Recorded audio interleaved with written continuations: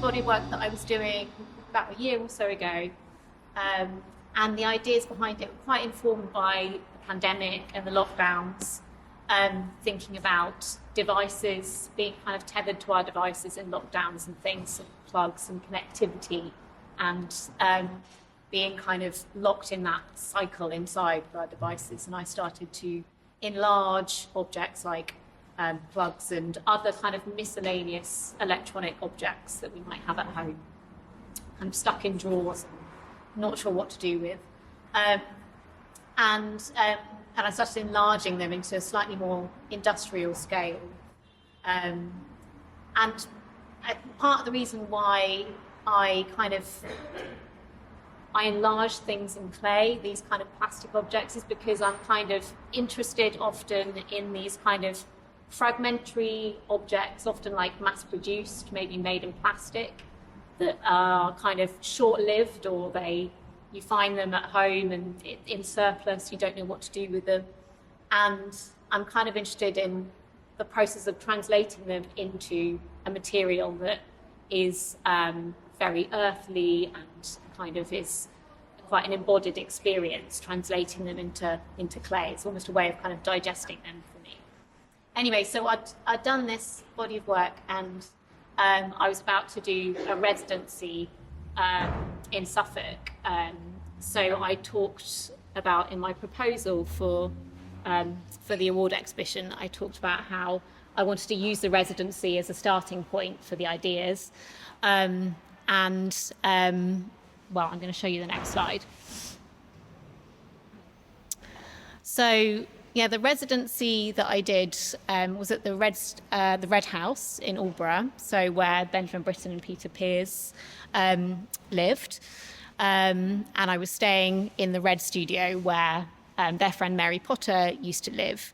And I was interested in doing this residency because it was close to somewhere called Sizewell, some of you might know it, on the coast, and where Sizewell B power station is, and very close to the coastline.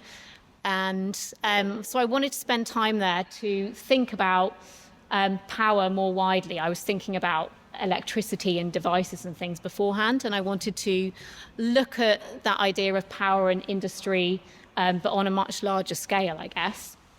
So, yeah, I started this residency by having a tour inside the power station.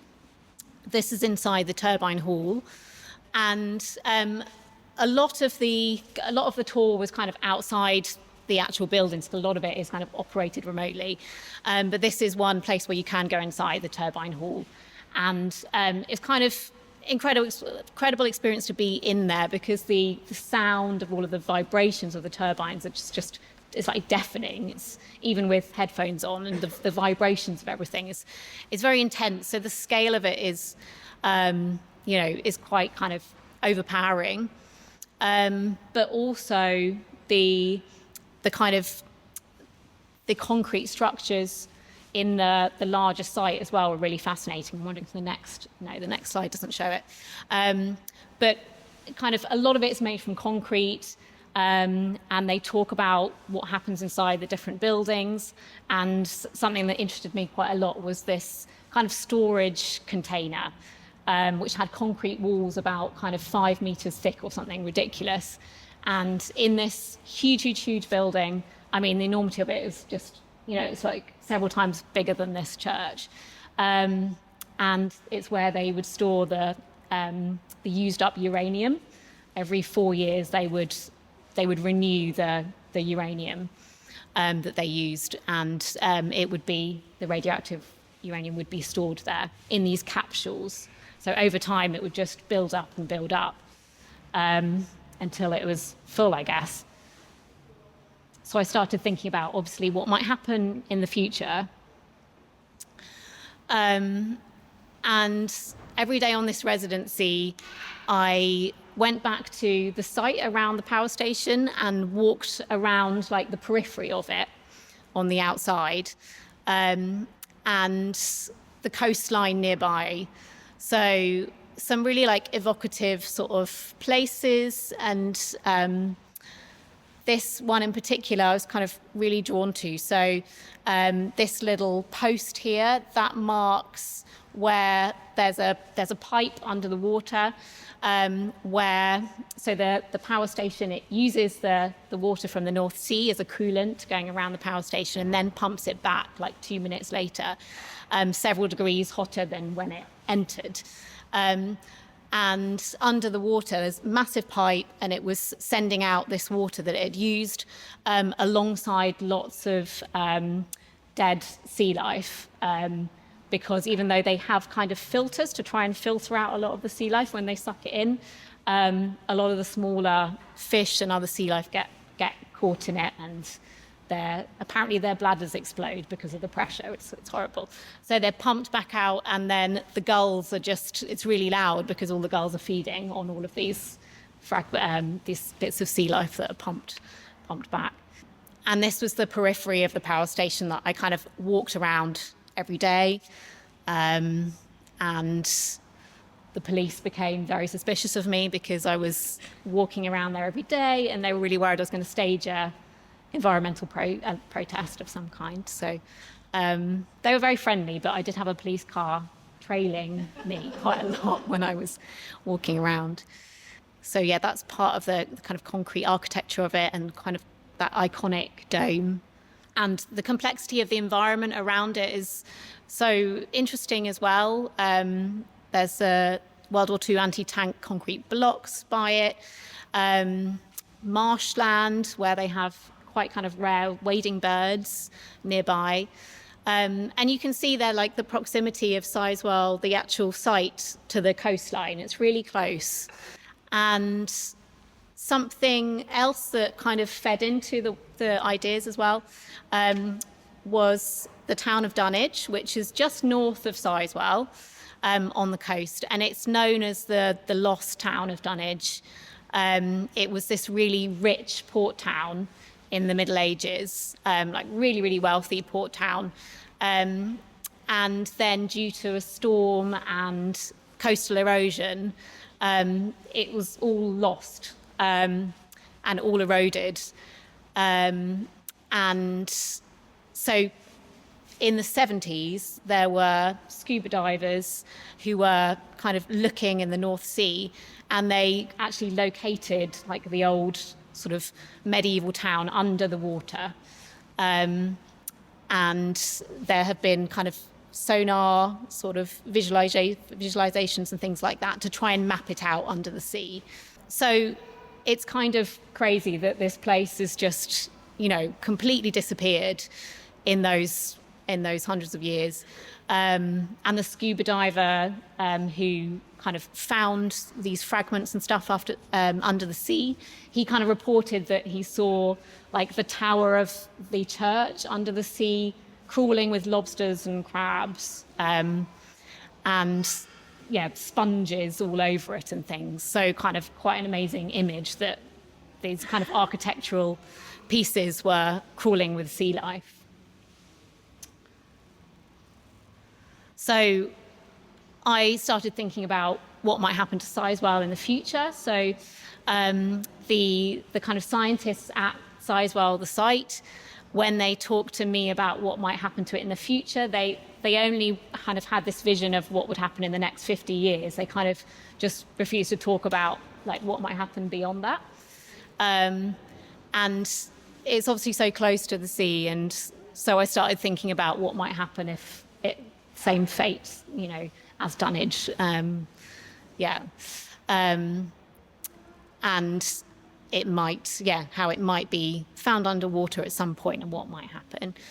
And so, I started drawing out and thinking about the architecture of the site. And I started collecting polystyrene packaging that was from electronic products, kind of because I saw this visual link or this parallel between the kind of shapes of the polystyrene packaging and then the architectural layout on the site. So they kind of felt like pieces of architecture almost. But then there's a link because they held the electronic devices, so that the idea of power and electricity. So yeah, I started collecting all of these polystyrene packaging pieces and playing with them in this residency studio. So I didn't have clay in the studio. I was there to collect ideas and to collect different objects and think about how that would feed into the body of ceramic work. Alongside dunnage and my trip to Sizewell inside and things like that, I really liked this excerpt from George Crabbe's poem. So because the residency was in the former home of Benjamin Britten, I was thinking about Benjamin Britten's works and his most famous opera, Peter Grimes, which was inspired by this poem from 1810 by George Crabbe. And I loved this excerpt, which was kind of describing how Peter Grimes was kind of like in these sort of haunted shallows of the water with these eels and mussels kind of sliding around, and that kind of fed into the imagery and the ideas for me. And I started to collect natural objects from Sizewell on these kind of daily walks that I was doing, and started to make these kind of quite quick casts of some of the different mollusks and things that I was collecting, and started to play around with the mollusks kind of crawling and clinging to the polystyrene forms. So at this point, I was getting the idea of the kind of language around the body of work that I was going to make before I thought about how it was going to be translated in clay. And then another thing that I was doing with clay at this stage, I was going to the shoreline, and I guess I was really interested in this kind of permanence of Sizewell B and the enormity of it and the strength of the concrete architecture and stuff, but in contrast to this shoreline, the shifting nature of that, the delicacy of it and the fragility. And I wanted to think about how I could capture a kind of moment in time on the shoreline. So I started to take clay along to the shoreline and press it just press it on top of the shoreline, basically, to capture that kind of moment in time. And then I would take that back to the studio, pour plaster on it, and kind of create an impression that would hold all those details from the shoreline. And I don't know if I've got an image of it, but so some of the smaller fragments here, they're created by using a plaster mold from this and pouring ceramic slip onto it, and then peeling it back to create a kind of ceramic cast from the plaster molds from the shoreline. So this was more kind of provisional, playful kind of constructions that I was making in the residency studio, thinking again how I might put together these different forms alongside the casts and the mollusks. And I was also thinking about tubes that perhaps represented or brought to mind some of the pipes and things in the turbine hall in Sizewell, as well as creating drawings alongside what I was doing as well. And some of these are just using coloured pencils and thinking about the language of kind of pipe work and connectivity and networks within a power station, and then kind of grids of electricity, but also kind of architecture and how things connect. So it almost seemed like a sort of abstract language that I was perhaps kind of developing a bit with these drawings. And some of those colours impacted the choice of colours of glazes and things that I began to experiment with as well. So yeah, having kind of thought about these polystyrene forms and the like electronics packaging, I knew that I wanted to translate those into clay, and a process that I've used for some time has been to create cardboard models of everyday objects or other objects and create templates from them, and those are then translated into slab-built ceramics. So these are cardboard models. You probably recognise some of the forms in there. And this was experimenting and thinking about how the forms might be displayed. So originally, this was going to be a wall-based installation. And once I started making them into clay, when I was in the studio, a lot changed, because obviously when you translate something from cardboard to clay, there's so many other things to consider. And the weight of them and how they worked in 3 dimensions meant that I realised that they absolutely shouldn't be on the wall, and it needed to be on a plinth like this. Also because I realised that on a plinth like this, they looked more like future museum artefacts, and artefacts, something dredged from the sea, something that had been found in the future, and that it wouldn't make sense for them to be shown on a wall. But this was part of the kind of process, I guess, and the decision making. So that was where my thoughts were early on, when I was playing with the forms and experimenting with how they might link together. So this is to show some work in progress in the studio. And so you can see the cardboard model in the background, and then this is starting to translate those into slab-built ceramics. So the slabs are rolled out and prepared.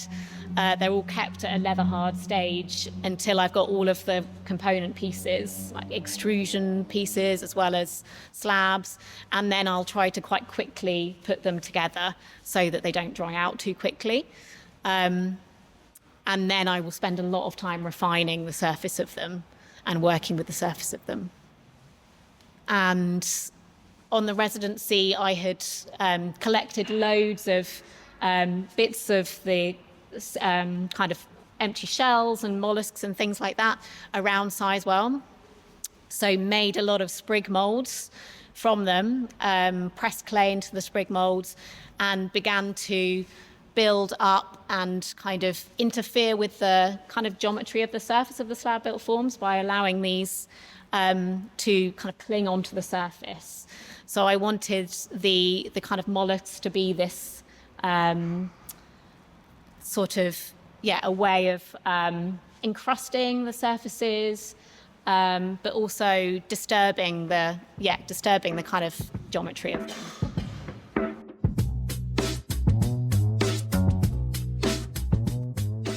I think it's always been kind of how I think. A lot of people ask me that because they're kind of quite laborious to make as well. Yeah. But it's kind of how I think. Like from when I went to art school like 20 years ago or something, it's my way of drawing in a way. Like creating it out of cardboard allows me to think more clearly about scale, about form. And then I say translating it into clay, but it's not. There are changes, there are transformations. So, and more, as I've worked with this process, I think over the years, that translation is more open to like changes and experimentation. So I do want something to happen in that process of translation. I don't use it as a mold, no.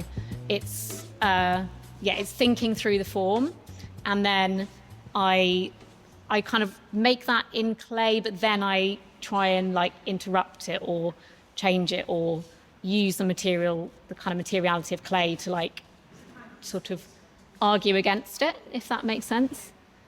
But it's like that's the initial thing I'm working with, and then I want to create a kind of discussion between the clay and then this sort of geometry of the form. So this is work in progress. So slab built, and the kind of the rough edges kind of came from the broken edges of the polystyrene. So those edges are kind of carved into, so those parts of the forms are built up more thickly. So this is at bisque stage before they've been high-fired or had glazes applied to them. And the glazes were really important as well to give that sense of them having been found in the future or like dredged up from the sea, with things kind of encrusted on them. At this stage, they kind of feel more like designed sort of objects that haven't perhaps been weathered by time as much.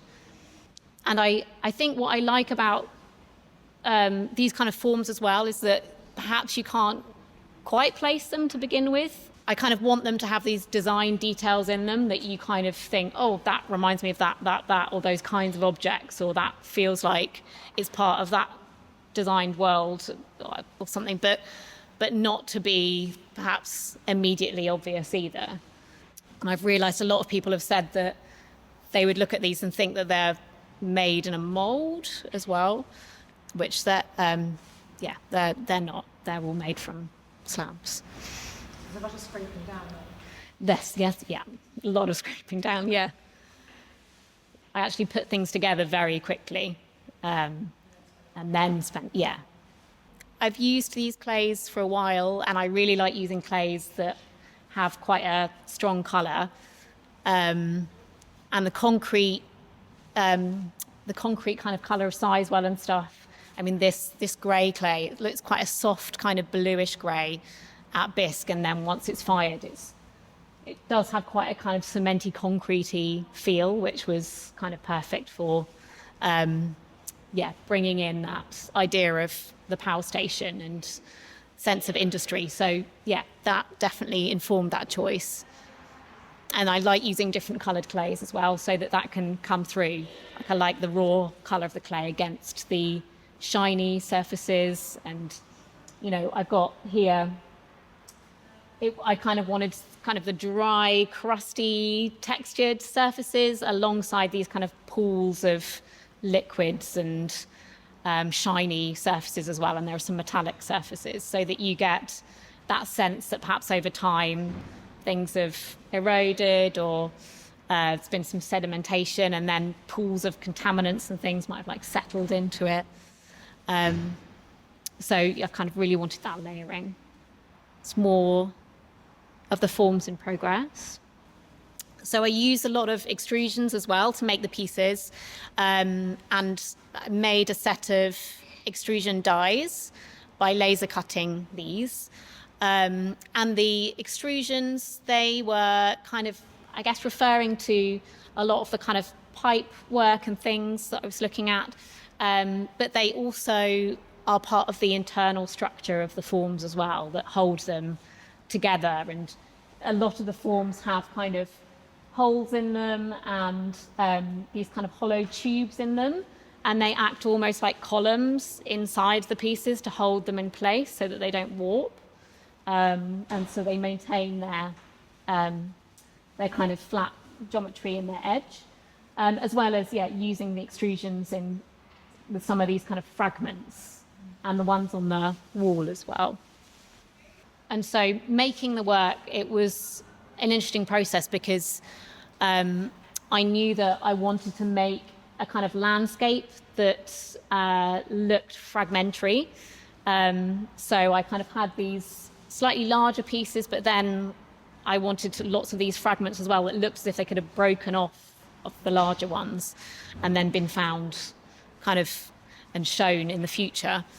So I was kind of working with tiny little fragments as well as larger pieces.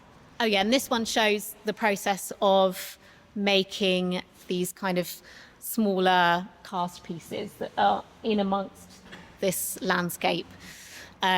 So the plaster mould came from the shoreline impressions that I'd made, and then I poured the ceramic slip on it, and I've just peeled it off in this photograph, and it maintains all those details, and dries in a kind of, I wanted it to dry in a kind of warped way. and it was quite interesting how they held glazes in different ways as well. And really liked the metallic, shiny surfaces in contrast to all that kind of concretey, dry texture.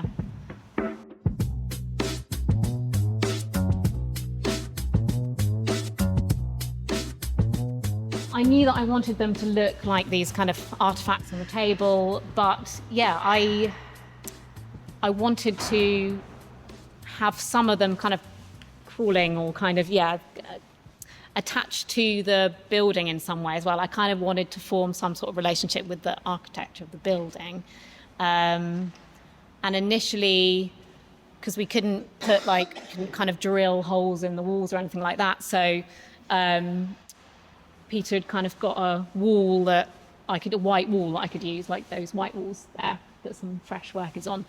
And I kind of initially put some of those extrusions on the white walls, and it looked awful, like it just didn't work at all. But against the brickwork, it did. It kind of had this subtlety, and so I like that it's speaking to the language of the bricks and the architecture. Yeah, but it's doing something slightly different. It's also, I think, a wonderful serendipity really in that sort of response to the building because of the colour of the pipework and the gloss paint and the dark red gloss paint.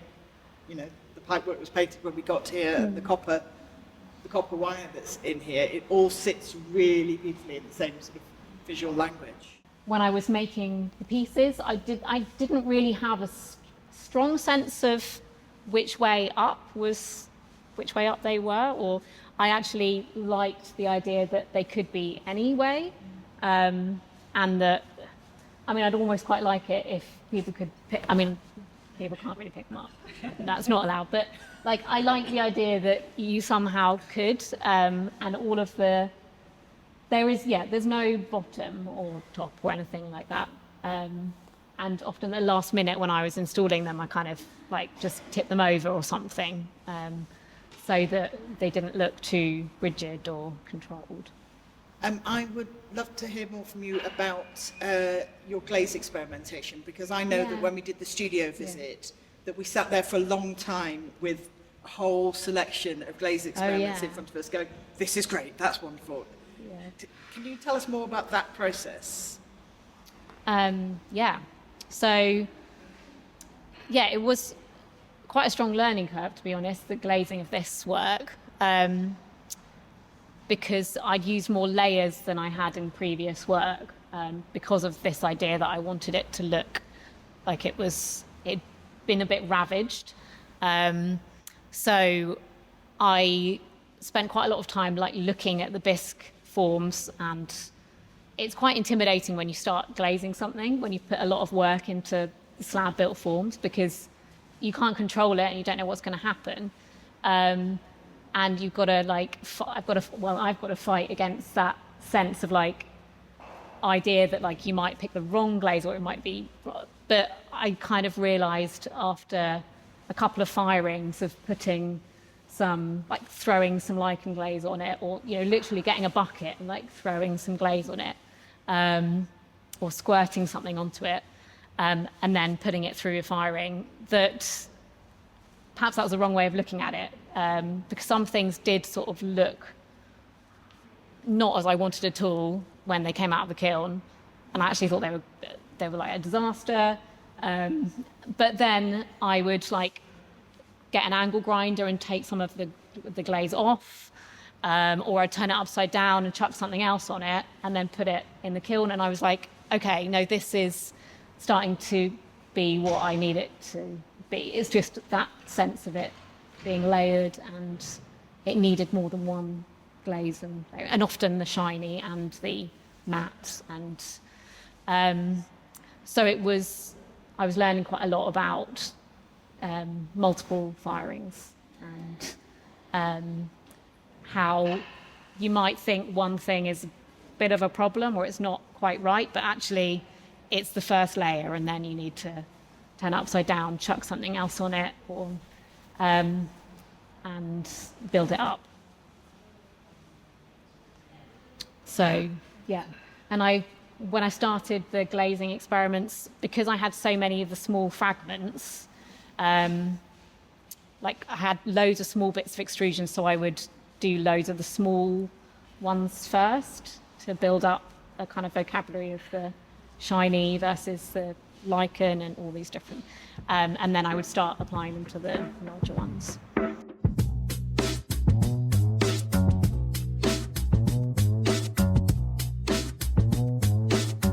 I knew that I wanted to look at Sizewell, and I knew that I would find that really interesting. I had the idea that I might press clay into things, so I took a bit of clay for that. I took some cardboard, but the rest I didn't really know what was going to happen. And I think on a residency, you kind of do need to feel a bit lost at the beginning as well, because you need to respond to what's there. And yeah, it's quite intimidating to begin with, because you don't really know entirely what you're doing, but you have to have a trust that you will.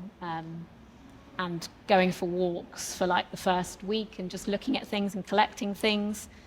Initially, sometimes it doesn't feel like you're making progress or you're doing work, but actually it is probably the most important work that you're doing, because you are kind of building a kind of relationship to a place and an interest. And yeah.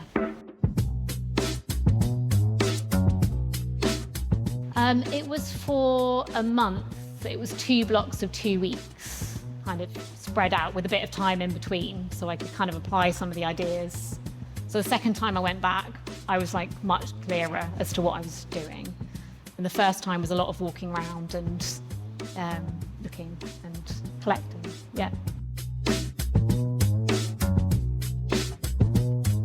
No, but I think I should. Or that would be nice.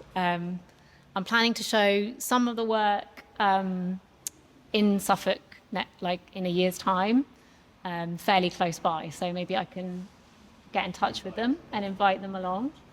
Yeah, I don't know if they'd like me. Feels like their away day to work out what happens after 50 years. That's slightly alarming. Yeah, it is odd that that's just not part of their vocabulary. Sorry? As long as it doesn't get classified. Oh, yeah. Yeah. Have the police after me again. You look, of all the artists I've met, you look like the least one that's going to bother the police. Wow. Okay, just can't tell. You never know.